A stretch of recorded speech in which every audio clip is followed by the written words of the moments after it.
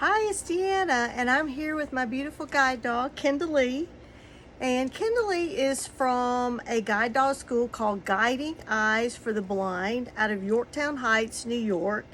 And sometimes I get asked, how did I end up choosing Guiding Eyes for the Blind?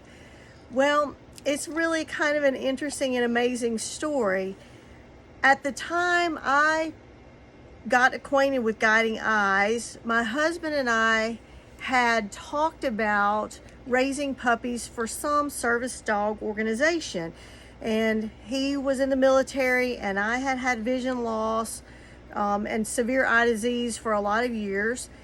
I was not in the place where I needed a guide dog at this time, but we talked about doing this. So one day he was in his office at work and he Googled Eli Manning. So I guess I should give a shout. Thank you, Eli Manning.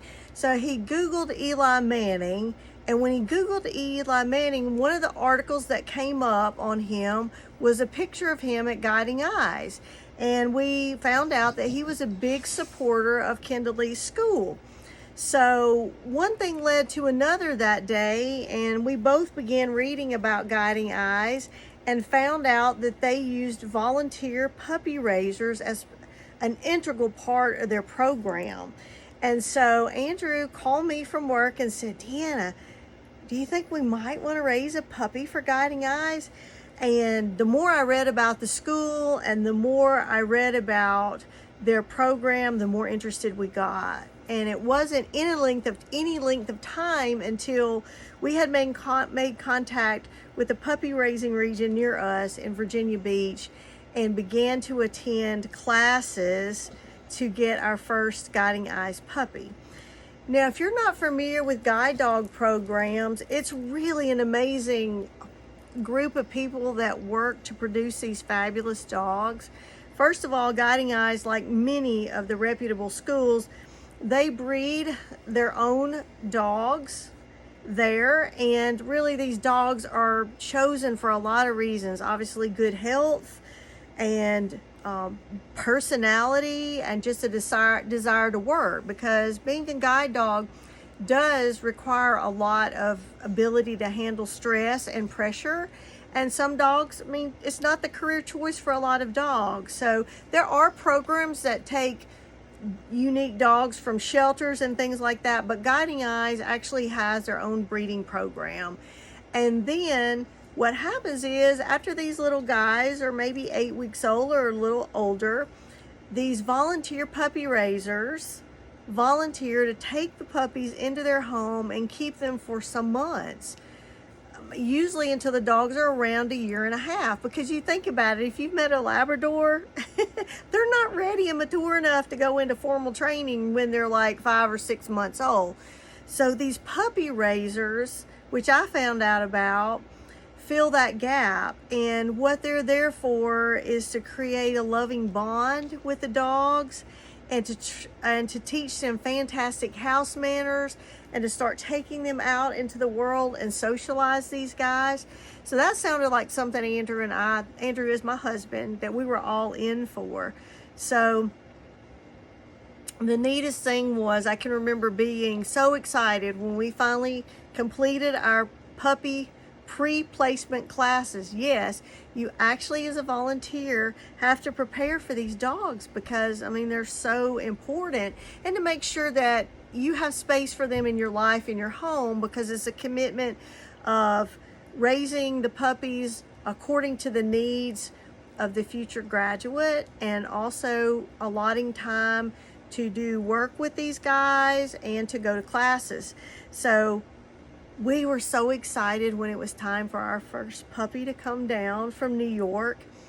And before he came down to our house, somebody said, Deanna and Andrew, there is a picture of him on Facebook or Guiding Eyes website, one of the social places. And let me just show you something. First of all, can you see this cutie? I don't know if it's in the camera. This is Peppy. He's the first puppy we raised for Guiding Eyes. And I marked this page because the very first picture we saw of him, I don't make this up, he was in the arms of Eli Manning. Eli was there for some type of a benefit for Guiding Eyes, and our Peppy was in his arms. So raising puppies for Guiding Eyes was one of the probably the most significant things I feel like we've done in our life, as far as just learning and growing with these puppies and knowing that we were going to be a part in changing someone's life. It was hard. It was a lot of work, but it was so rewarding, and I wouldn't give anything for it. And so we raised Peppy, and he went back up to Guiding Eyes when he was about 1.5 years of age to go into formal training there with the expert trainers to become a guide dog. And at that time, we also had begun raising this handsome guy, Bradley. And Peppy and Bradley are both working guide dogs now. Bradley is in California with his partner Bill, and Peppy is in New York with his partner Vicky, and they are treasured friends of our family today.